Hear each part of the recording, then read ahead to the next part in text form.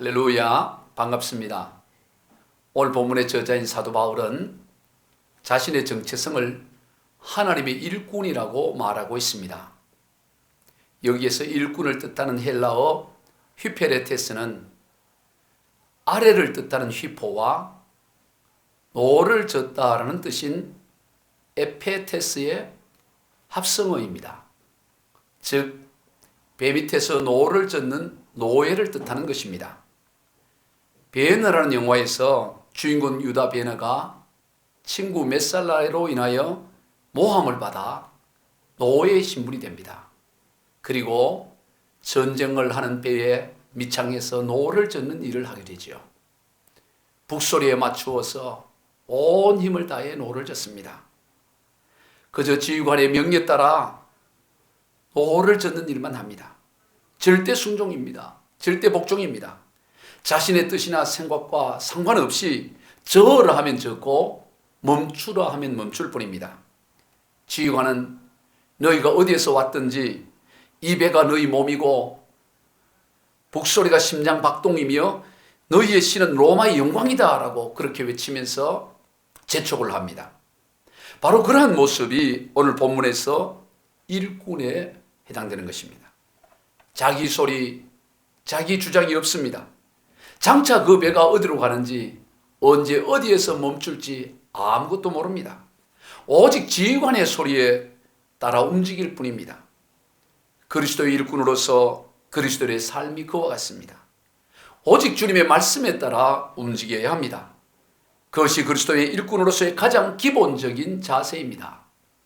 주님 말씀하시면이라는 찬양 가사와 같습니다. 주님 말씀하시면 내가 나아가리다. 주님 뜻이 아니면 내가 멈춰서리다. 나의 가고 서는 것 주님 뜻에 있으니 오 주님 나를 이끄소서.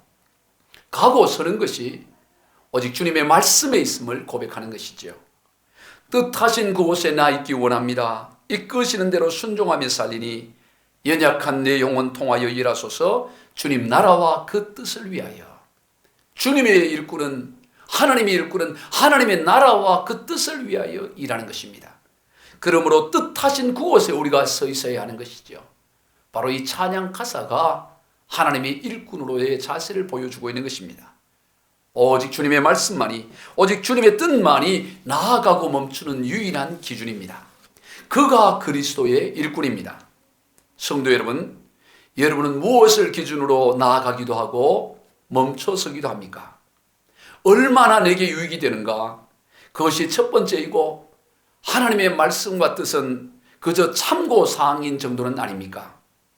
그렇다면 그는 엄밀히 말해서 하나님의 진정한 일꾼은 아닙니다.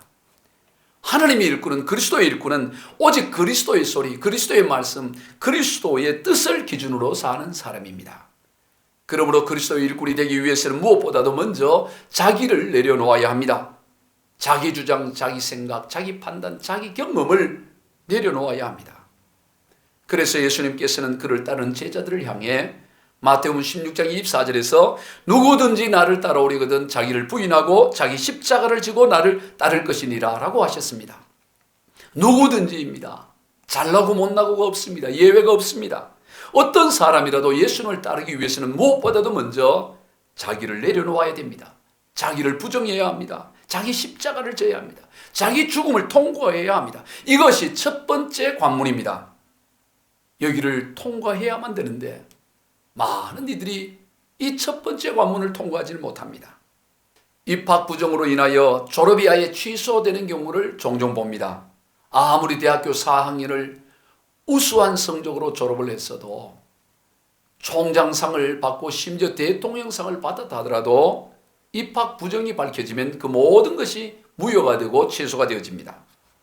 예수님을 따르는 신앙생활도 마찬가지입니다. 자기 부정이 없으면, 자기 십자가를 지지 않으면, 자기 죽음이 없으면 나머지 모든 것은 다 무효가 되어지는 것입니다. 이것은 신앙생활의 시작이며 전부이기도 합니다. 신앙생활의 본질이 무엇입니까? 신앙생활은 나는 죽고 오직 내 안에 예수 그리스도께서 사는 삶입니다. 갈라디아서 2장 20절입니다. 내가 그리스도와 함께 십자가에 못 박혔나니 그런즉 이제는 내가 사는 것이 아니요 오직 내 안에 그리스도께서 사시는 것이라. 성도 여러분, 여러분 안에는 지금 누가 살고 있습니까? 예수님을 따른다고 한지 10년이 지나고 20년이 지나고 30년, 40년, 심지어 50년이 지나도 여전히 여러분 안에 여러분의 자아가 시퍼렇게 살아있지는 않습니까? 오늘 본문 1절입니다. 사람이 마땅히 우리를 그리스도의 일꾼이요 하나님의 비밀을 맡은 자로 여길지어다. 사람들이 마땅히 여러분을 그리스도의 일꾼으로 여기고 있습니까? 누가 보더라도 그리스도의 일꾼 같은 삶을 살고 있습니까? 오늘 본문에서 사도 바울이 자신을 비롯하여 아볼로나 베드로를 사람들이 마땅히 그리스도의 일꾼으로 여겨야 한다고 말하는 것은 앞서 살펴본 대로 고린도 교회 내에는 크게 4개의 파벌이 형성되어 서로 분쟁하고 있었기 때문입니다. 고린도전서 1장 11절과 12절입니다. 내 형제들아 근로의 집행으로 너희에 대한 말이 내게 들리니 곧 너희 가운데 분쟁이 있다는 것이라. 내가 이것을 말하거니와 너희가 각각 이르되 나는 바울에게 나는 아볼로에게 나는 게바에게 나는 그리스도에게 속한 자라 한다는 것이니, 앞서 고린도전서 1장에서 3장까지 살펴보았던 대로 고린도 교회 내에는 바울파, 아볼로파, 게바파, 그리스도파 이렇게 나뉘어져서 서로 분쟁하고 있었습니다.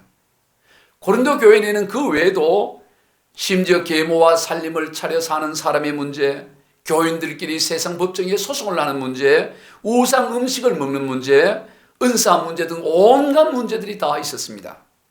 그러한 많은 문제 가운데서도 특별히 사도 바울은 교회 내의 분쟁에 대한 문제를 1장부터 14장까지 무려 4장에 걸쳐서 다루고 있습니다. 고린도전서 전체 16장 가운데 4분의 1을 할애합니다. 그만큼 중요하고 심각하기 때문인 것입니다. 그런 데 있어서 오늘 본문인 4장에서 사도 바울은 고린도 교회 성도들이 서로 자랑스럽게 내세우고 있는 바울이나 아볼로나 이 게바 곧 베드로는 실상 일꾼 즉 노예 정도에 지나지 않는 존재인 것을 각성시키고 있는 것입니다. 그들이 자랑스러워하고 그들의 이름으로 파당을 형성하고 있는데 실상 그들이 내세우고 있는 바울이나 아볼로나 게바나 다 그저 배 밑창에서 노를 젓는 노예에 해당되는 그런 일꾼이라고 말씀하는 것이죠. 그러니 그런 사람을 내세우면서 다툴 것이 무엇이 있느냐 하는 것입니다. 참으로 한심하다는 뜻입니다. 사람 자랑할 것이 없다는 뜻이죠. 그래서 오늘 본문 1절에서 사람이 마땅히 우리를 그리스도의 일꾼으로 여겨야 한다고 말하고 있습니다. 더 이상 여기면 안 된다는 거예요. 사람들은 마땅히 그 베드로든 아볼로든 바울이든 그리스도의 일꾼 즉 휘페레테스 노예 정도로 하나님 나라의 노예 정도 수준으로 여겨야지 그런 사람을 앞세워서 파벌을 형성한다는 것은 참으로 한심한 일이요. 그래서는 안 된다고 말씀하는 것이죠. 그러면 그리스도의 일꾼이 하는 일은 무엇일까요? 본문 1절 다시 읽습니다. 사람이 마땅히 우리를 그리스도의 일꾼이요 하나님의 비밀을 맡은 자로 여길지어다. 하나님의 일꾼은 하나님의 비밀을 맡은 사람입니다. 그리스도의 일꾼은 하나님의 비밀을 맡은 사람입니다. 그러면 하나님의 비밀이 무엇일까요? 골로새서 1장 26절로 27절 말씀입니다.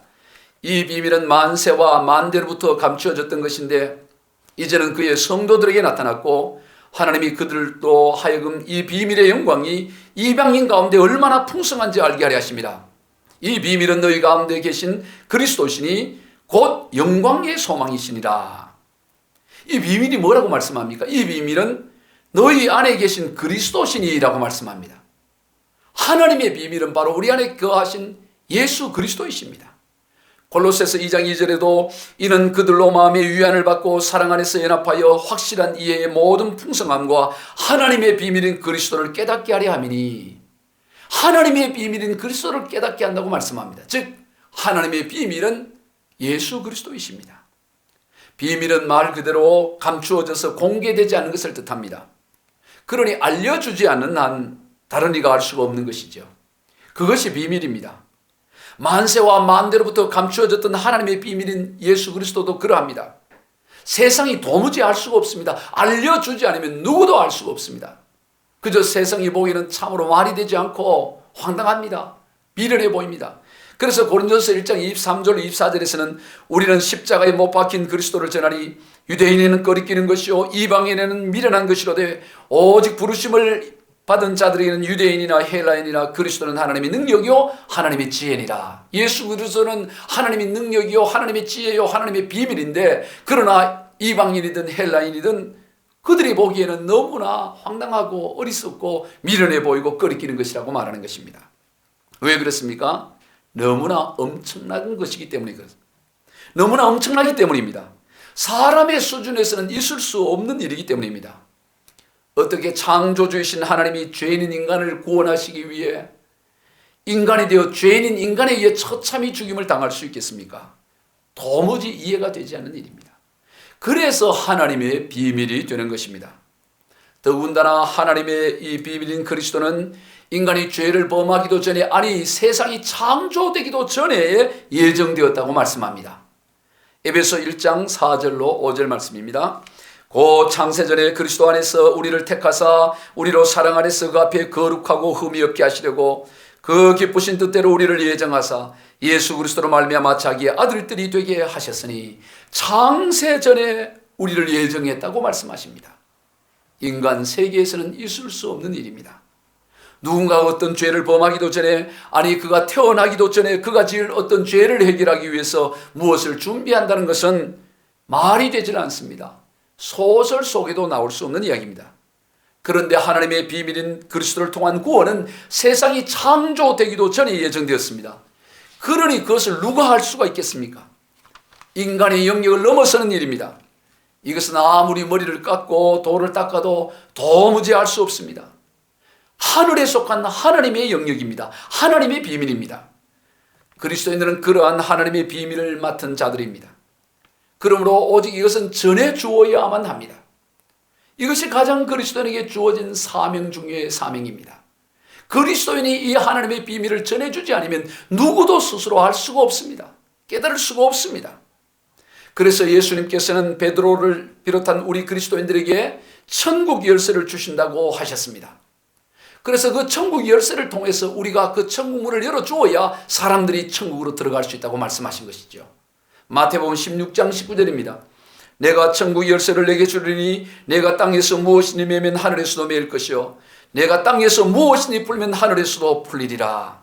그리스도인들의 손에는 천국 열쇠가 주어져 있습니다. 천국 문을 여는 열쇠입니다. 우리는 이 땅에서 우리가 만나는 사람들에게 천국 문을 열어주어야 합니다. 그리하여 그들로 하여금 천국으로 들어갈 수 있도록 해야 합니다. 이것이 우리의 사명입니다.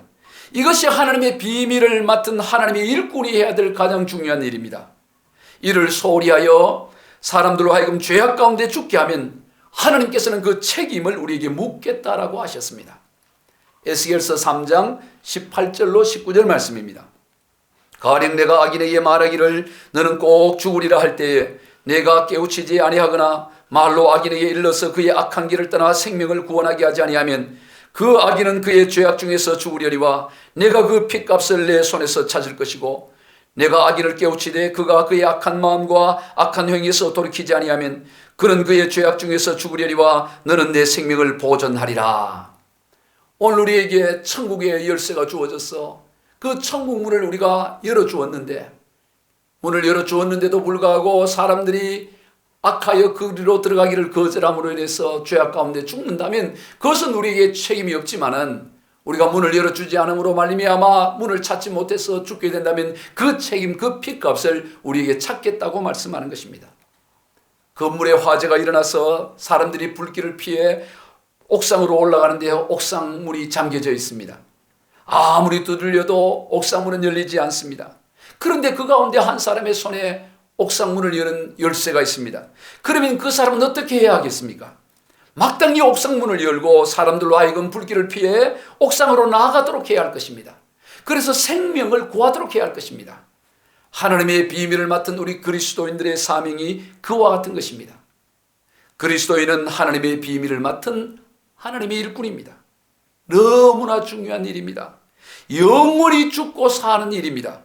오늘 저와 여러분이 그것을 감당하고 있습니다. 그러한 일꾼인 것입니다.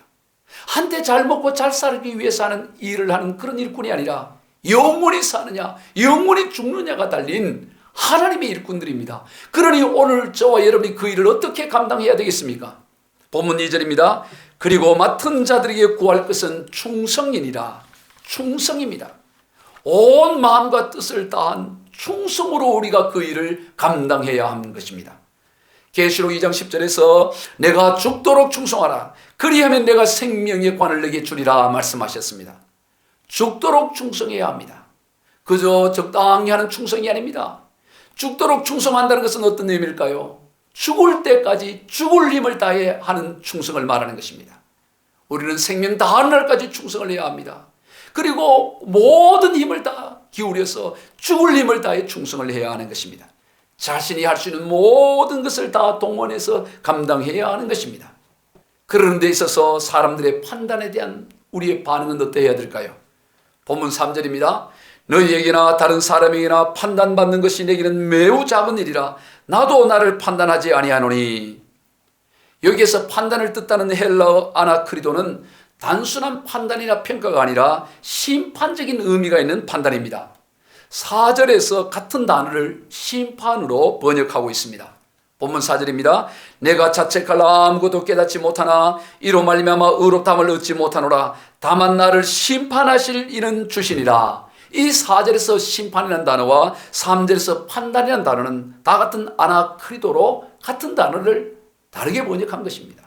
따라서 이 3절에서 이 판단은 심판적 의미가 있는 판단인 것입니다. 그래서 이 3절과 4절 세번역 성경에서는 내가 여러분에게 심판을 받든지 세상 법정에서 심판을 받든지 나에게는 조금도 문제가 되지 않습니다. 그뿐 아니라 나도 나 자신을 심판하지 않습니다. 나는 양심에 끄리끼는 것이 없습니다. 그러나 이 일로 내가 의롭게 된 것은 아닙니다. 나를 심판하시는 분은 주님이십니다. 둘 다 심판으로 번역을 했습니다. 하나님의 일꾼은 세상으로의 심판뿐만 아니라 자기 자신으로부터의 심판에도 매이지 않아야 합니다. 그러나 물론 무슨 일을 하든지 자기 자신을 돌아보고 평가해보고 또 사람들이 어떻게 평가하는가 뭐라고 하는가 그것도 돌아보아야 되는 거죠. 그것은 지극히 당연한 일입니다. 그러나 오늘 본문에서는 그런 의미로 판단하고 평가하는 것이 아니라 그것이 지나쳐서 거기에 매여 판단이 심판으로 나가서는 안 된다는 것을 말씀하고 있는 것입니다. 오늘 본문에서 고린도 교회들이 그러했던 것입니다. 당시 고린도 교회 성도들은 이런저런 세상이 많은 지식을 바탕으로 자신이 마치 재판관인 것처럼 심판자인 것처럼 그렇게 말하고 행동을 했습니다. 그들은 심지어 바울마저도 판단하고 심판했습니다. 이에 사도 바울은 강하게 그들을 책망하고 있는 것입니다. 3절을 다시 읽습니다. 너희에게나 다른 사람에게나 판단받는 것이 내게는 매우 작은 일이라 나도 나를 판단하지 아니하노니. 바울은 고린도 교회 성도들이 바울에 대해서 이렇게 저렇게 판단하고 그렇게 심판하는 것에 대해서 바울은 그것을 매우 작은 일이라고 말하고 있습니다. 심지어 자기 자신조차도 자신에 대해서 심판하지 않는다고 말하는 것이죠. 왜 그렇습니까? 심판하실 일은 오직 주님 한 분밖에 없기 때문인 것입니다. 본문 4절을 다시 읽습니다. 내가 자책하라 아무것도 깨닫지 못하나 이로 말미암아 의롭다함을 얻지 못하노라. 다만 나를 심판하실 일은 주시니라. 다만 나를 심판하실 일은 주시니라. 오직 주님만이 심판자이신 것입니다. 왜 그렇습니까? 주님의 심판, 주님의 판단만이 옳고 유일한 판단이고 심판이기 때문입니다. 주님께서는 어둠 속에 감춰진 모든 것을 밝히 나타내시며 마음속 깊은 곳의 생각을 다 드러내시는 분이시기 때문입니다. 그래서 그분의 판단과 심판이 옳습니다. 우리는 그러한 주님으로부터의 칭찬을 받는 인생이 되어야 합니다. 본문 5절입니다. 그러므로 때가 이르기 전 곧 주께서 오시기까지 아무것도 판단하지 말라. 그가 어둠에 감춘 것을 드러내고 마음의 뜻을 나타내시리니 그때 각 사람에게 하나님으로부터 칭찬이 있으리라. 우리 주님께서 모든 것을 드러내는 날이 있다고 말씀하는 것입니다. 마음 깊숙한 곳에 묻어있는 것조차도 다 드러내시고 그리고 그때 하나님께서 칭찬과 심판을 하실 것을 말씀하는 것입니다. 사람의 평가, 사람의 판단, 사람의 심판은 다 불완전합니다. 우리 속담에도 10길 물속은 알아도 한 길 사람 속은 모른다는 속담이 있지 않습니까? 사람의 속을 모릅니다. 사람들은 그저 겉으로 드러난 것만을 보고 판단하고 심판합니다. 그러나 우리 하나님께서는 겉으로 드러난 것만을 보는 것이 아니라 그 동기와 그 깊숙한 내면의 것까지 다 살펴보시기 때문에 하나님의 심판만이 가장 정확한 심판이요 판단인 것입니다. 그러므로 오늘 우리는 하나님을 기준으로, 하나님의 말씀을 기준으로 우리는 언제나 살아가는 삶이 되어야 되는 것입니다. 그런데 많은 사람들이 심지어 그리스도인들조차도 삶의 기준이 세상의 평가, 세상의 판단, 세상의 심판에 매여 있는 것을 보게 됩니다. 그리고 거기에 덧붙여서 하나님의 말씀과 하나님의 뜻을 첨가합니다. 그러니 갈짓자 행보가 되는 것이죠. 이리 가고 저리 가고 세상의 판단, 세상 기준은 이리 가는 것인데 다시 또 하나님의 말씀을 보니 저리 가는 것입니다. 그래서 이리 가고 저리 가면서 갈짓자의 삶을 살아가는 것입니다. 어리석은 고생을 하는 게 뭐 얼마나 많은지 모릅니다. 하나님의 뜻, 하나님의 말씀, 하나님의 판단, 하나님의 심판의 기준이 아니고 세상 사람들이 이렇고 저렇고 하는 것에 맞춰 살다 보니까 너무너무 힘이 들고 땀이 흘리고 고생을 하는데 정작 그 고생의 본질은 어리석은 고생입니다. 당나귀를 메고 가느라고 고생하는 고생인 것입니다. 우리는 오직 하나님의 평가, 하나님의 말씀, 하나님의 심판만을 기준으로 삶아야 하는 것입니다. 오늘 본문의 저자인 사도 바울의 삶이 그러했습니다. 그런 기준이 분명히 있습니다. 갈라디아서 1장 10절에서 이제 내가 사람들에게 좋게 하랴, 하나님께 좋게 하랴, 사람들에게 기쁨을 구하랴, 내가 지금까지 사람의 기쁨을 구하는 것이었다면 그리스도의 종이 아니니라 라고 했습니다. 그리스도의 종은 사람의 기쁨을 구하며 사는 삶이 아닙니다. 그리스도의 종은 오직 그리스도, 오직 하나님의 기쁨을 위해 사는 삶입니다. 그렇게 살 때 결국 사람에게도 기쁘게 되는 것입니다. 하나님을 위해, 하나님을 좋게 하기 위해 사는 삶은 결국은 사람에게도 좋게 되는 삶이 되어지는 것입니다. 성도 여러분, 우리는 하나님의 일꾼들입니다. 그러므로 하나님으로부터 칭찬을 받아야 합니다. 하나님께서 감춘 모든 것을 다 드러낼 날이 옵니다. 그때 하나님으로부터 잘했다는 칭찬을 받아야 할 것입니다. 본문 5절 말씀입니다. 그러므로 때가 이르기 전 곧 주께서 오시기까지 아무것도 판단하지 말라.